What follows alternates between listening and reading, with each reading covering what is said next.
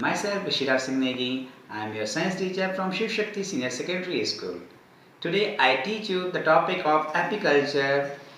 In this topic we will discuss about definition of apiculture, classifications, important species, method of apiculture and social organization of honeybee. So we will start from the definition of apiculture. The definition of apiculture In the definition of apiculture, the modern scientific and commercial method of breeding and caring of bees for the production of honey and wax is known as apiculture. This is the definition of apiculture. Now the classification of apiculture. The classification of apiculture, the phylum is Arthropoda, the class is Insecta, order is Hymenoptera, family is Apidaceae and genus is Apis. So this is the classification of Apis. Now we will discuss about some important species of Apis. The first is Apis dorsata. We will say rock bee. What is the characteristics of Apis dorsata? The first characteristics is it is the largest honeybee. It is called giant honeybee. It yields maximum honey. Due to migratory habits, they could not be domesticated. ये अगर हम देखें, ये जो हनी है, ये जो honey bee है, ये जो बी है, ये इसको हम डोमेस्टिकेटेड, इसको हम पाल नहीं सकते. क्यों? क्योंकि ये माइग्रेटरी होती है, इधर से उधर उड़ते रहती है, इसलिए जो है ये डोमेस्टिकेटेड नहीं है. Now we will discuss about Apis indica. The second species Apis indica. Generally we say about this Indian bee. The characteristics of Indian bee, the slightly smaller than Apis dorsata. ये Apis dorsata से थोड़ी size में छोटी होती है. This is very gentle species, बहुत ही सभ्य species के रूप में गिनी जाती है.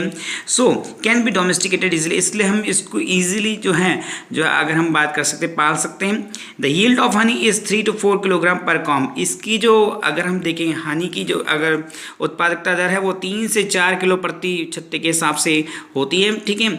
Now Apis florea. Apis florea को हम लिटिल बी भी कहते हैं.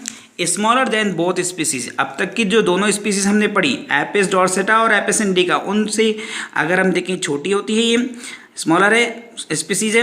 The yield of honey is 250 ग्राम पर कॉम. इसमें हनी जो है बहुत कम मात्रा में निकलता है, केवल 250 ग्राम पर कॉम के हिसाब से हनी निकलता है. It is not useful for commercial purpose, और ये कॉमर्शियल पर्पस के लिए यूज़ नहीं की जा सकती. Now Apis mellifera, generally we say the European bee. It can be domesticated easily. इसे easily जो है हम पाल सकते हैं. The yield of honey is 27 to 30 kilogram पर कॉम. इसकी उत्पादकता दर जो होती है शायद कि वो ज़्यादा होती है, 27 से 30 किलोग्राम पर कॉम. पर छत्ते से 27 से 30 किलोग्राम शहद निकाला जा सकता है. It can be use commercial purpose, और कॉमर्शियल पर्पज़ के हिसाब से अगर देखा जाए, व्यापार की दृष्टि से अगर देखा जाए तो एपिस मेलिफेरा जो है सबसे बढ़िया स्पीसीज़ के रूप में मानी जाती है. बात करते हैं हनी के गुणों की कि what is the characteristics of honey. It is acidic nature. जो शहद होता है उसकी जो प्रकृति होती है वो एसिडिक होती है. It act as a tonic and antiseptic. Third is it consist many enzymes. ये कई एंजाइम से, ऑर्गेनिक सॉल्ट से, विटामिन से, ऑर्गेनिक एसिड, ग्लूकोज और फ्रक्टोज से बना हुआ होता है. इट प्रिवेंट मैनी डिजीज, और कई प्रकार की पुरानी बीमारियों के अंदर भी हम इसका यूज़ करते हैं. और ये भी कहा जाता है कि हनी जो है इट इज़ ए प्रिजर्वेटिव. इसको हम प्रिजर्वेटिव की तरफ भी यूज़ में ले सकते हैं, क्योंकि आप जानते हैं, क्योंकि अगर देखो सभी भी चीज़ें जो ख़राब हो जाती हैं, लेकिन शहद, हनी एकमात्र ऐसी चीज़ है जो हज़ारों वर्षों तक भी ख़राब नहीं होता. Discuss about social organization of honey bee. अगर हनी बी का सामाजिक संगठन देखें तो हनी बी को हमने 3 भागों में डिवाइड किया है, क्वीन, ड्रोन्स और वर्कर्स. बात करें क्वीन की, लार्जर इन साइज. अगर देखें तो साइज में सबसे बड़ी हनी बी है ये. ठीक है. और इसको बिग एब्डोमन, इसको पहचाना जाता है कि इसका जो एब्डोमन होता है वो सबसे बड़ा होता है, पेट इसका बड़ा होता है, उधर वाला भाग जिसको हम कहते हैं वो साइज में सबसे बड़ा होता है. और रानी मक्खी का जो काम होता है वो है अंडे देना और जनन करने का होता है. Queen reproduce and Lay's eggs. Queen का काम है, रानी मक्खी जिसे हम कहते हैं इसका काम है जनन करना और अंडे देना. Queen lays 2 type of eggs. जो रानी मक्खी है वो दो प्रकार के अंडे देती है, एक फर्टिलाइज एग, दूसरा अनफर्टिलाइज एग। एक वो अंडे होते हैं जो फर्टिलाइज होते हैं, निषेचित होते हैं, दूसरे अंडे वे होते हैं जो फर्टिलाइज नहीं होते। ठीक है, बात करें अगर ड्रोन्स की, ड्रोन्स क्या होती हैं? ड्रोन्स को पहचाना जाता है बिग आइस, उनकी बड़ी बड़ी आंखें होती हैं। ठीक है, डेवलप फ्रॉम अनफर्टिलाइज एग, जो रानी मक्खी अनफर्टिलाइज एग देती ना, इन अनफर्टिलाइज एग से अगर हम बात करें ड्रोन्स पैदा होते हैं। और फंक्शन ऑफ ड्रोन्स, अगर ड्रोन्स का जो फंक्शन देखें तो वो क्या है? Is only to mate with queen, ये केवल रानी मक्खी के साथ जनन करते हैं, उनको फर्टिलाइज करते हैं एग, और एग को फर्टिलाइज करने में क्या करते हैं? हेल्प करते हैं। ड्रोन्स का इतना ही काम होता है। इसके बाद एक बार अगर हम बात करें मेट करने के बाद, ये एक बार फर्टिलाइज के बाद जो है ड्रोन्स या तो मर जाते हैं या उन्हें छत्ते से निकाल दिया जाता है। बात करते हैं वर्कर्स की। बाकी बचे छत्ते में जो भी होते हैं वो सब वर्कर्स के अंतर्गत आते हैं। वर्कर्स जो होती हैं वो स्टेराइल फीमेल होती हैं, बंद मादाएं जिनको हम हिंदी में कहते हैं। They develop from fertilize egg, ये फर्टिलाइज एग से बनती हैं। निषेचित अंडों से इनका निर्माण होता है। जो ये अंडे हमने बात की थी कि जो क्वीन फर्टिलाइज एग देती है, इन फर्टिलाइज एग से ही अगर हम बात करें वर्कर्स बनते हैं। ठीक है, फंक्शन ऑफ द वर्कर्स, अब वर्कर्स का जो फंक्शन है वो क्या है कि कलेक्ट हनी, हनी को कलेक्ट करना, and do all works in hives, और छत्ते में जो भी वर्क होता है उन सभी वर्क्स करने का काम जो होता है किसका होता है? जो है वर्कर्स का होता है, वर्कर्स हनी बी। तो these are the social organization of honey bee. Now we will discuss about the method of apiculture, कि हम एपीकल्चर कैसे करें। इसके बारे में अगर हम देखें तो एपीकल्चर करने के दो मेथड हैं। First is old method and the second is modern method.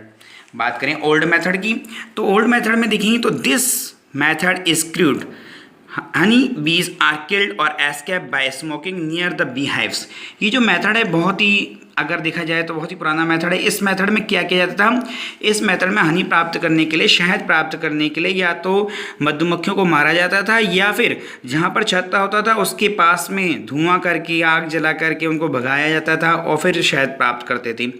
Honey is not pure, इस प्रकार से प्राप्त जो हनी था वो बिल्कुल शुद्ध नहीं होता था। Because the eggs larvae and pollen cells are also extracted, क्योंकि देखो इस प्रकार के हनी के अंदर अगर हम देखें हनी के एग्स, हनी बी के एग्स, उसके लार्वी, ठीक है, फ्लावर्स के पोलन सेल्स वगैरह सब जो है मिक्स होते थे। तो ये जो मेथड था ये एक प्योर मेथड नहीं था। और इस मेथड के बाद destroy the old colonies and hives, जो छत्ता था उसको भी काफ़ी नुकसान होता था। और एक बार अगर डेस्ट्रॉय हो जाती थी वो कॉलोनी तो दोबारा जो हनी बीज उस जगह पर जो अपना हाइव्स या छत्ता निर्माण नहीं करती थी। So this is the old method of apiculture. Now we will discuss about the modern method of apiculture.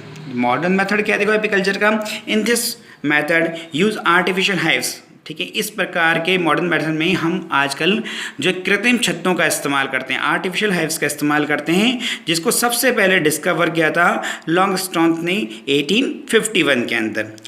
In artificial comb there are big brood chamber and layer of wax containing plastic plates in the box.